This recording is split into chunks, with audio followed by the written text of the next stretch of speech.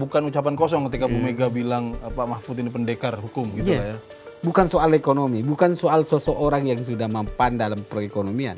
Tapi yang kita dibutuhkan ke depan untuk cita-cita Indonesia emas adalah orang-orang yang mau menjalankan konstitusi dan memberikan ruang kepada rakyat Indonesia dan orang baik. Pak Mahfud ini tidak mungkin diintervensi untuk menjaga konstitusi gitu. Kenegarawanan sebagai ahli hukum, sebagai manusia, itu sudah adil. Harapannya itu kan menjadi presiden dan wakil presiden itu mengayomi semua rakyat Indonesia, bukan karena pendukungnya, Bos. Kalau mau baik ya pilih Ganjar Mahfud.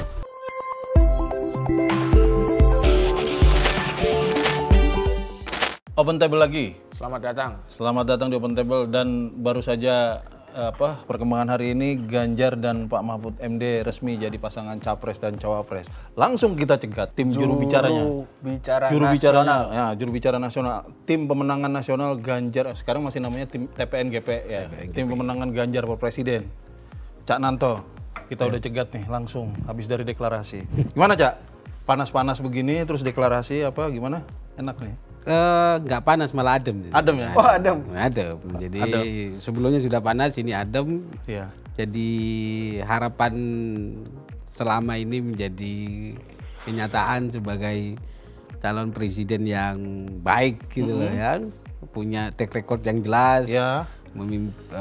Baik di legislatif, yudikatif, itu saya kira pasangan ini komplit ya. Ideal lah ini. Ideal, dan saya kira rakyat harus berpikir untuk memilih pasangan ini karena ke depan menurut saya dibutuhkan seseorang yang baik, yang berani, tanpa kong kali kong. Ya. Apa yang katakan Pak Mahfud, bisa meluruskan yang bengkok-bengkok. Nah, ini baru dia ini udah ngomong yang bengkok-bengkok. Makanya tadi bukan ucapan kosong ketika Bu Mega bilang Pak Mahfud ini pendekar hukum gitu lah ya. Pak Mahfud itu kan mau ditekan apapun dia tetap sesuai dengan keyakinan dirinya untuk melakukan perspektif hukum dalam perjalanannya dengan keahliannya, dan track record beliau itu saya kira sudah sangat luar biasa untuk memimpin bangsa. Kalau mau baik ya pilih Ganjar Mahfud. Mungkin dan menarik gitu. Ternyata trivial ya. Yang disebut pendekar hukum itu semua orang Madura kayak Pak Mahfud. Artijo. Artijo Alkostar, almarhum. Oh iya ya. Tegas kepada korupsi ya kan. Pak Mahfud tegas untuk membela konstitusi. Ini loh. Pokoknya yang kalau dia nongol itu sebagian pihak itu ada yang tiarap lah. Yang penting kan prinsipnya membela apa yang benar kan. Dan bangsa ini membutuhkan orang-orang yang seperti ini. Jadi tidak dijual, tidak karena bisikan, tidak karena duitnya banyak. Dan Ibu memilih sesuatu yang sangat luar biasa, idealisme, keyakinan tentang keinginan untuk membangun bangsa itu ada di sini gitu. Nah, gak ada cacatnya soalnya. Mau cari apa sih? Iya. Yang paling penting kan kalau pelajaran dari sekarang bahwa kehadiran Ganjar Mahfud itu lahir dari proses. Ya. Oh iya. Ini penting nih proses. Jadi tidak ujuk-ujuk karena posisi atau karena apa, tapi karena memang meyakini bahwa proses hidup itu, proses perjalanan itu yang harus dijadikan tolak ukur, bukan karena apapun. Jadi pengalaman punya, prinsip punya, tingkat keyakinan membela rakyatnya punya. Ya Cak, gini, kalau kita lihat image-nya yang terbangun kan sejauh ini dari track record kedua pasangan ini. Pertama Pak Ganjar yang cepat lah, sacet orangnya gitu lah, gercep. Sementara Pak Mahfud ini nggak ada yang bisa membuat dia takut gitu lah ya. Artinya sebetulnya apa pesan yang mau disampaikan oleh TPN, partai pengusung dan lain sebagainya yang mendukung pasangan Ganjar dan Mahfud? Kalau selama ini kan anggapan bahwa bangsa hukum itu diatur oleh segelintir orang. Oligarki lah kira-kira. Mau diatur oleh sebagian orang. Karena asumsinya alam kita hanya di dalam banyak riset, alam kita banyak dinikmati oleh sebagian orang, padahal alam milik rakyat Indonesia. Nah, maka sistem perbaikan konstitusi, perbaikan cara kerja, aturan main itu harus diperketat. Biar jelas gitu ya. Biar jelas. Ini keberpihakannya kepada siapa sih sebenarnya? Ekonomi tetap jalan sesuai prinsipnya Pak Ganjar, ada ekonomi hijau, ekonomi biru, ekonomi teknologi dan sebagai prinsip kemajuan. Kan ini harapannya adalah konstitusi negara aturan mainnya jelas, di tangan yang tepat, sehingga anak-anak muda semua ada ruangnya. Jadi pilihannya adalah orang yang memiliki prinsip seperti untuk menegakkan kebenaran, maka memberikan ruang yang seluas-luasnya kepada siapapun tanpa ada pengecualian. Jadi berjuang aja bareng. Jadi kamu karena anak ini, karena ini langsung masuk. Nggak ada privilege. Siapapun dia yang mau mau maju, mau berbuat kebaikan, mau bermanfaat, itu tergantung adalah proses orang. Dan tadi menarik tuh pidatonya Pak Mahfud, bahwa keberadaan dia itu adalah salah satunya untuk kemudian memastikan hukum ini memberikan keadilan bagi masyarakat Indonesia. Sesuai dengan kemampuannya dia, dan itu tidak hanya kata-kata menurut saya. Dalam perjalanannya dia sudah teruji untuk mewujudkan itu. Sekarang bagaimana antara Pak Ganjar dan Pak Mahfud nanti berkolaborasi. Pak Ganjar saset. Saset itu setahu yang saya pahami dan berdasarkan track recordnya Pak Ganjar, saset itu bukan melanggar aturan. Gitu. Pak Ganjar juga nggak bisa ditekan, Bos. Bukan yang lurus dibengkokin ya. Pak Ganjar itu nggak bisa ditekan tuh. Ada pungli sikat itu ya termasuk. Pungli sikat. Ke partai sendiri aja. Kalau nggak sesuai, tidak. Termasuk saya kira dalam beberapa bulan terakhir di mana tekanan politik kepada Mas Ganjar itu luar biasa ini menurut saya. Dalam prosesnya memang saya kira terhadap Pak Ganjar maju Pilpres ini suatu hal yang sangat luar biasa.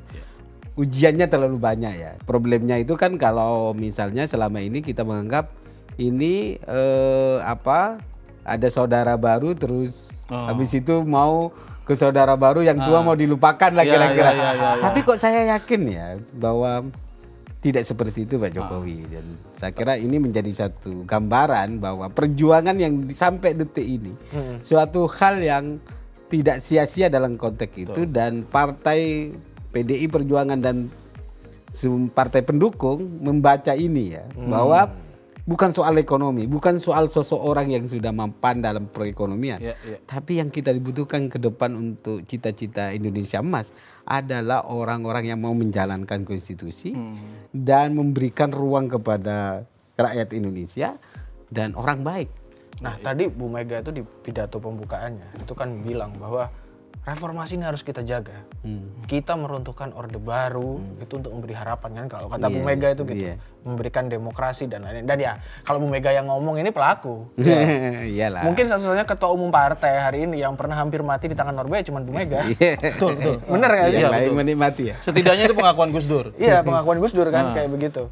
Nah, apakah itu sebenarnya ada tanda nggak sih, kode gitu mungkin dari Bu Mega bahwa ada kemungkinan gitu loh, kayak Orba itu akan balik lagi? Kalau dilihat situasinya bahwa itu kalau Ibu Mega kontemplasi dan kayaknya kan pikirannya bahwa Ibu Mega tanpa harus intervensi. Padahal proses demokrasinya pasti Ibu Mega itu pasti meminta banyak pertimbangan. Lalu diputuskan dengan keyakinan. Dengan pilihan Pak Mahfud, apa sih sebenarnya keuntungan sama ini? Kecuali keinginan untuk pengabdian terhadap rakyat. Menegakkan hukum itu ya. Pengabdian terhadap rakyat, bahwa ada sesuatu hal yang saya kira bahwa ke depan itu kalau ini terus melaju, hegemoni raja-raja kecil itu melaju cepat, maka reformasi yang seperti yang dicantumkan itu akan hilang sendirinya. Terus dibangun lagi dibungkus dengan reformasi, tapi perilakunya sebenarnya enggak. Perilakunya oligarki. Dan itu satu pilihan kontemplasi yang sangat luar biasa. Dan pilihan ini menjadi harapan sebenarnya terhadap keinginan suara rakyat. Betul. Hati rakyat siapa sih yang mau memilih itu? Artinya Bu Mega juga yakin bahwa Pak Mahfud bisa mendampingi Pak Ganjar untuk menghalau oligarki itu. Ya kan kepentingannya bahwa rakyat ini kayaknya khawatir tapi dalam sekam ya. Orang yang oligarki itu berjalan terlalu jauh, terus rakyatnya terlalu jomplang.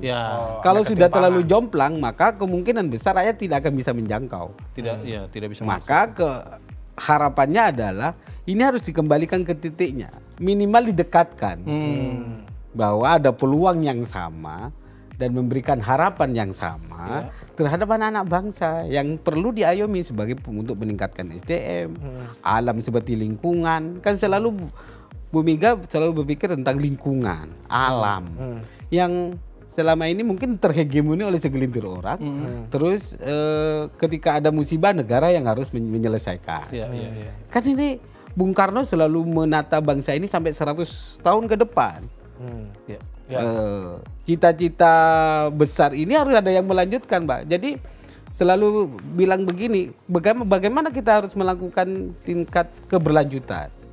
Visi misi bangsa ini tidak boleh dimulai dari pom bensin, bahasa saya. Iya, kalau kata bahasa Pak Jokowi itu. Iya. Itu maksud apa, ketika ketemu Pak Jokowi saya bilang, bangsa ini Pak tidak boleh seperti pom bensin. Iya. Maksudnya mulai dari nol.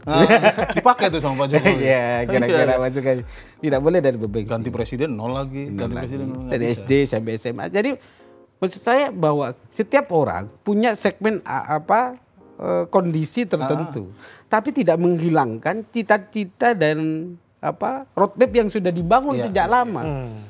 Persoalan model itu soal ini, soal cara.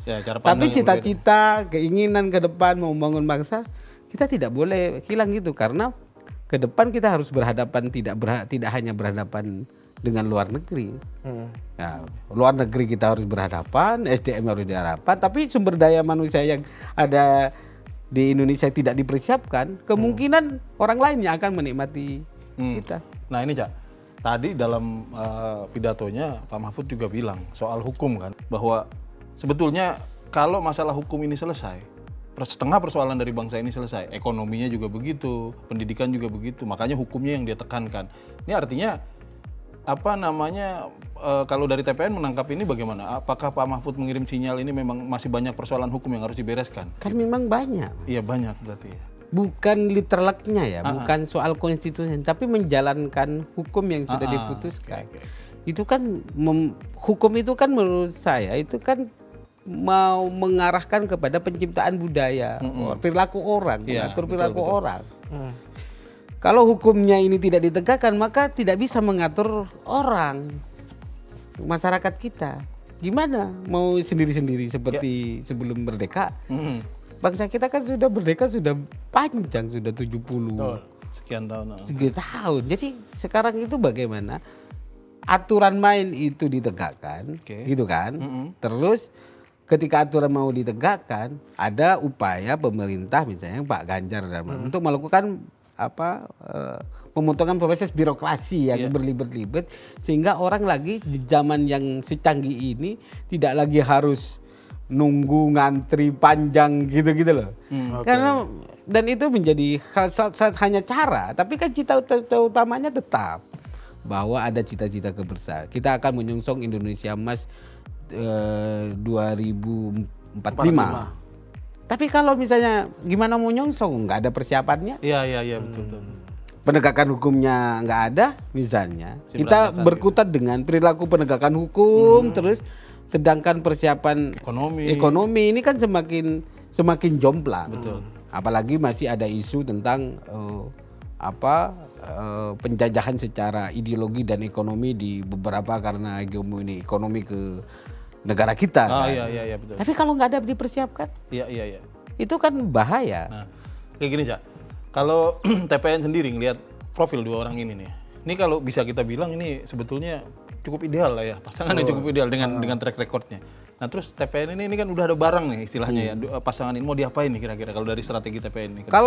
Kalau kami di TPN kan masih ada TPN nasional ya, kami sebagai juru bicara nunggu strategi apa yang mau dibangun. Tapi ini kami hanya nyentil lah, gitu. Tidak terlalu effortnya tidak terlalu besar. Karena udah mobilnya ibarat mobil udah Ferrari lah. Sudah gigi 4 lah. Gigi 4 ya. Jadi agak kenceng lah. Ngegas terus ini. Agak ngegas dalam konteks mempromosikan Pak Ganjar dan Pak Mahfud dalam konteks ini akan bersambut dengan hati rakyat. Keresahan rakyat dijawab dengan adanya Pak Ganjar dan Pak Mahfud ini. Fungsi presiden dan wakil presiden itu ke depan efektif, efisien. Ada maknanya, Bos. Iya. Jadi wakil presiden tidak hanya figuran doang, tapi ada maknanya, ada tugasnya. Pembagian tugasnya ke depan itu yang perlu Dengan Pak Mahfud itu bawa apa pasti ceplos-ceplos bos. Iya betul. Gak bisa sudah karakter itu. Iya, Madura juga. Dan ini Bang, apa namanya? Ini kan ngomong ya, selama ini tuh yang ditakutkan ketika Pak Mahfud ini terutama kan bohir-bohir ya. Katanya, wah ntar nih kalau Pak Mahfud kering ini bos. kering bos gitu loh. Gitu. Tapi kemudian itu bisa nggak sih dimaknai bahwa Pak Mahfud ini tidak mungkin diintervensi untuk menjaga konstitusi gitu? Oh, menurut saya begini, kering bagi orang yang mau main. Itu. Oke. Bukan kering bagi orang rakyat yang mau menikmati. Karena kita ini mau pikir mau dinikmati oleh segelintir orang, hanya kaya sendiri atau dinikmati oleh rakyat. Mendingan putus yang ini tapi dinikmati oleh rakyat. Jangan main-main gitu loh. Iya. Kalau Anda main-main, yang dipertaruhkan itu bangsa dan negara kita.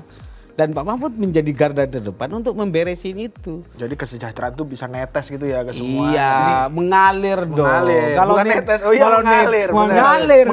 Kalau netes kita nungguin lama. Iya. Sudah netes, ditetesin, ditadahin handuk. Iya. Kapan bos yang bawah? Antriannya panjang. Jadi kalau sudah netes kan, tadahin handuk kan. Terus kapan kita berdua? Ini harus ngalir. Mengalir sampai jauh walaupun ya. Kalaupun kena handuk, itu akan mengalir. Ini dirasakan. Artinya kesempatan bagi setiap orang sama di mata Pak Mahfud gitu kan jadinya. Tapi selama tujuan dan upayanya baik. Iya, betul. Tapi kalau misalnya mau curang ya akan menjadi pedang Umar bin Khattab. Nah, ini nyambung. Soal pedang Umar bin Khattab ini Pak Mahfud itu kan track recordnya nggak main-main nih. Beberapa kasus besar yang tidak pernah terbayangkan di mata publik, misalnya kasus Sambo. Kalau bukan gara-gara dia nge-tweet itu kan nyeletuk-nyeletuknya Pak Mahfud. Orang nggak sadar tuh. Ada yang berani. Gitu. Mungkin sadar tapi ya gimana caranya gitu loh. Tapi Pak Mahfud yang bongkar itu artinya membuka kotak Pandora terus macam-macam lah sampai terakhir mafia pajak. Iya, masih banyak pajak gitu. dan lain sebagainya. Sebenarnya saya sesuai dengan tupoksinya sih. Iya, ya itu. Kalau bukan tupoksinya Pak Mahfud coba lihat rekodnya. Sebagai ketika bukan tupoksinya, Pak Mahfud itu hanya paling ngomong berdasarkan ilmu yang dia pahami. Tapi kalau sudah tupoksinya, dia berdasarkan data. Saya tahu yang saya baca rekodnya, perjalanannya. Kalau dulu misalnya belum menjabat apa, maka dia hanya berkomentari, oh begini prinsipnya. Tapi kalau dia sebagai Menko Polhukam, dia ngomong bukan hanya mungkin anggapannya ini offset. Tapi kalau nggak diomongin, maka dorongannya mengajak publik. Ini kan gaya Pak Mahfud ini, mengajak publik aware terhadap persoalan ini. Jadi tidak hanya kalau publik tidak aware, maka perjuangan untuk melakukan penegakan hukum maka pasti akan terhambat karena elit yang main. Kalau kata Pak Mahfud, Anda berani ngatain saya bukan. Udah datanya. Artinya ada sebetulnya kalau yang orang bilang ini offset, sebetulnya kan ini memang karakter Pak Mahfud dari lama. Saya ingat zaman tahun 2000 berapa waktu zaman presidennya Pak SBY ada kasus cicak versus buaya, polisi lawan KPK waktu itu ya. Dia kan waktu itu masih ketua MK. Dan Pak Mahfud itu improvisasi tuh. Artinya sebagian orang akan bilang Pak Mahfud ini offset. Ketika salah satu bukti rekaman suara kok malah dibuka ke publik lewat MK. Tapi Pak Mahfud waktu itu pasang badan bilang, ya kalau nggak gini kita semua nggak tahu. Kalau nggak saya paksa begini. Sekarang semua orang paham kan kenapa saya harus maksa. Ya kan problemnya sekarang kalau misalnya bagaimana Pak Ganjar dengan leader sebagai presiden mau memfungsikan Pak Mahfud di dalam proses ini. Saya kira dengan komitmen Pak Mahfud mempersiapkan mengamini untuk menerima Pak Ganjar, dia tadi mengatakan sudah kenal lama, bukan. Jadi dialognya tidak hanya ketika dia dipinang menjadi wapres lah. Tapi perjalanannya sudah panjang berdua. Dan berdua sama-sama komplit. Sama-sama kalau komplit. Saling melengkapi lah. Gosip-gosip di belakang dari beberapa minggu lalu katanya memang Pak Ganjar udah klop katanya ya. Ada klik sama Pak Mahfud kelihatan. Ya kan gitu. Kalau misalnya Pak Ganjar punya pikiran bahwa Pak Ganjar mungkin speak-nya ya untuk melakukan tekanan secara hukum. Dia mungkin menyadari gitu lah kira-kira. Dia birokratif lah. Birokrasi, pendengaran masyarakat pertanian dan sebagainya. Dalam segi keilmuannya mungkin dari penegakan hukum harus punya orang wakil yang mau menjadi wasit ya, menjadi penengah di antara problem-problem hukum. Mana yang benar itu yang perlu dibela. Jadi jangan sampai bela yang nggak benar belum gitu loh. Jadi ini yang saya kira pasangan yang komplit gitu dari segi kerja, proses, keagamaan, kesolehan, kepedulian, keinginan untuk membangun bangsa sebagai proses pengabdiannya sudah mereka lalui. Jadi tidak kaleng-kaleng gitu. Ya, panjang lah ini track record mereka. Mau dihajar kayak apa dulu? Pak Mahfud tidak periode lalu tidak jadi wapres tetap mau membantu. Betul. Artinya kenegarawanan sebagai ahli hukum, sebagai manusia itu sudah hadir. Harapannya itu kan menjadi presiden dan wakil presiden itu mengayomi semua rakyat Indonesia, bukan karena pendukungnya, Bos. Iya.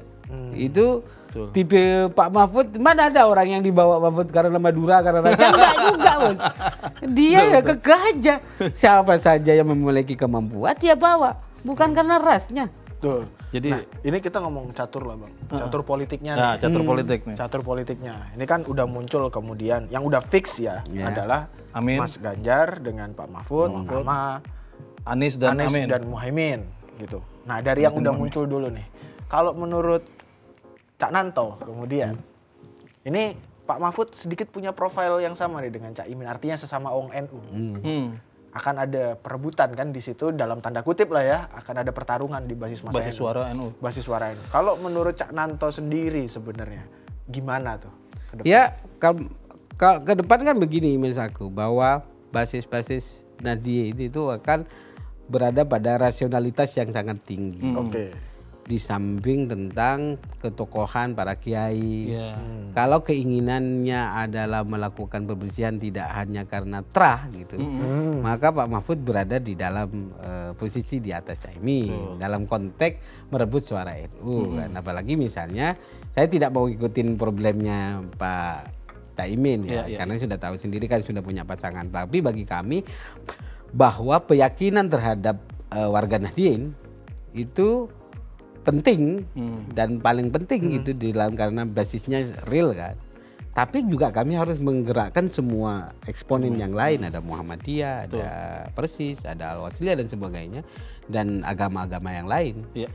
Kita mau berada di atas semua golongan dan bagaimana semua memiliki potensi untuk itu. Kalau ceruknya tetap sama, biarkan masyarakat yang menilai kebutuhan mendasar kita itu apa karena kelompoknya atau karena prinsip dan perjalanan dan keyakinan untuk memperbaiki bangsa ini ke depan. Dan dengan carut-marutnya perilaku yang saat ini tentang penegakan hukum dan sebagainya, maka Pak Mahfud jawaban terhadap keinginan untuk memperbaiki bangsa ke depan. Nah, sekarang yang belum ditentuin nih, sebelah. Ini kan ada suara-suara kalau isu di sebelah. Itu udah mengerucut nih. Mengerucut paling enggak ke 3 orang lah. Prabowo siapa? Ada Prabowo Gibran, Prabowo Erick Thohir dan Prabowo Yusril. Kemudian yang 3 ini yang kemungkinan muncul. Ternyata Mas Gibran nggak sendiri. Kemarin yang paling santer Mas Gibran. Nah, kalau menurut Cak Nanto, yang pertama deh, kalau misalkan lawannya Mas Gibran, itu gimana peluangnya kemudian kansnya? Kami tidak melihat siapa yang akan menjadi perhitungan ya. Semua yang sudah dicalonkan dan direkomendasikan adalah anak-anak bangsa terbaik kan pasti.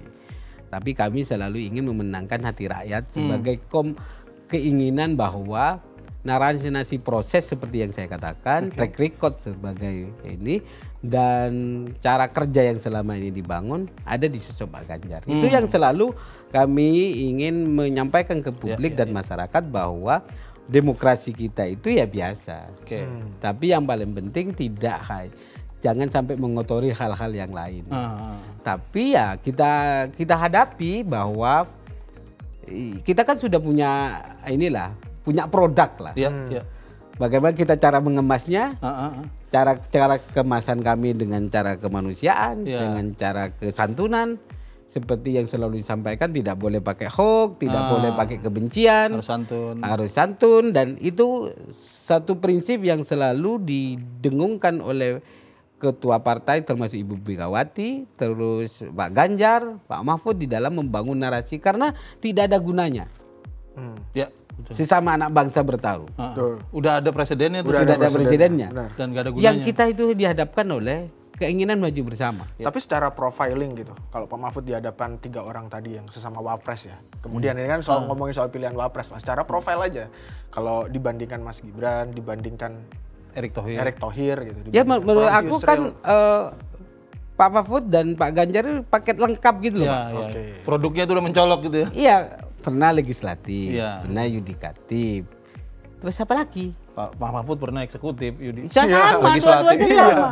Makanya, Sama, artinya kalau ngomong trias politika ini sebenarnya Pak Sudah, Mahfud udah selesai selesai di gitu loh. tiga-tiganya gitu ya. jadi kita menganggap bahwa orang mau menentukan siapa, monggo. Tapi kami sekarang tadi barusan sudah diumumkan dan kami sebagai tim suksesnya Pak Ganjar akan berjuang bersama beliau-beliau ini untuk dengan prinsip nilai dan harapan bahwa Pak Ganjar dan Pak Mahfud adalah sosok calon presiden dan wakil presiden yang memberikan akan mewujudkan harapan-harapan itu. Dan kalau tadi Cananto bilang melibatkan semua golongan ya. Ini kebetulan kedua calon kita juga punya track record yang bagus sekali ketika bicara FKUB, melampaui golongannya masing-masing gitu. Inklusif. Iya, inklusif artinya orang dua ini presiden dan wakil presiden ini nasionalis religius kira-kira dua-duanya komplit, Pak. Betul. Dua-duanya ada di situ. Pak Ganjar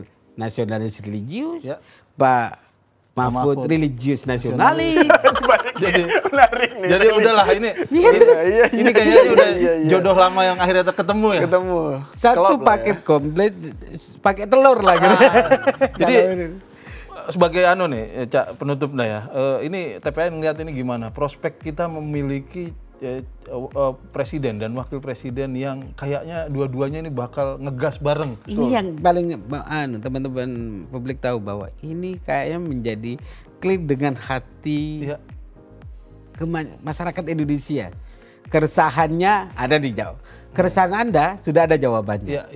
Harapan Anda ada jawabannya. Iya, dua-duanya punya. Jadi menurut aku ini menjadi satu kalau Pak Ganjar ini paket komplit. Kalau Pak Ganjar kalah di 2024 itu kesalahan kami tim suksesnya.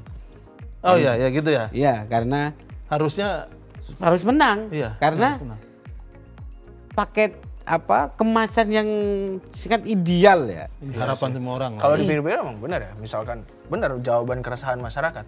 Masyarakat pengen clean government, pemerintahan yang bersih. Mas Ganjar sudah mempraktekkan itu.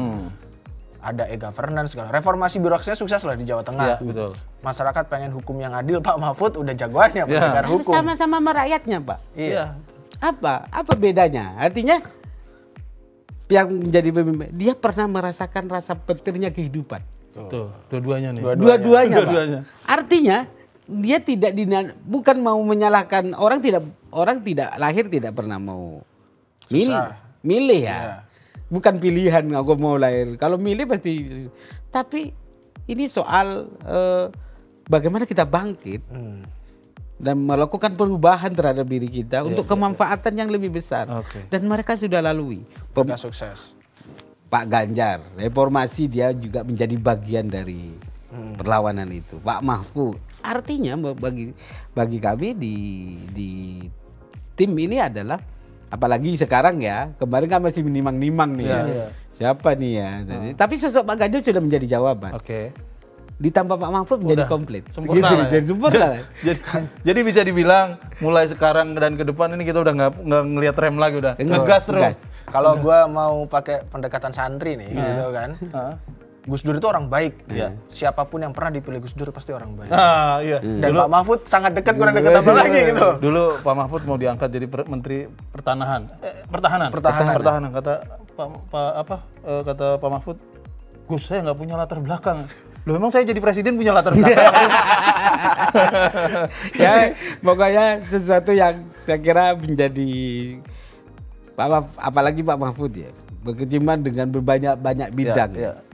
Dan tidak hanya soal hukum, penegakan, tapi sosial, tentang toleransi, jaga nilai ideologi Pancasila sebagai bagian komitmen pluralisme, membela kaum yang minoritas yang artinya minoritas berada di garda ke depan.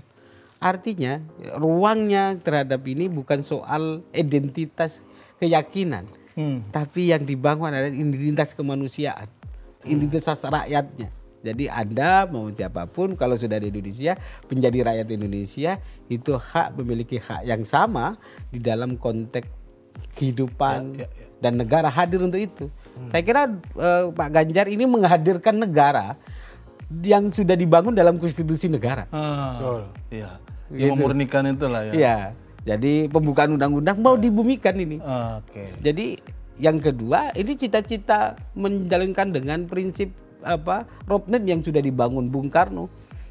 Jadi tidak seperti yang katakan, tidak boleh lagi bangsa ke depan ini harus dimulai dari nol.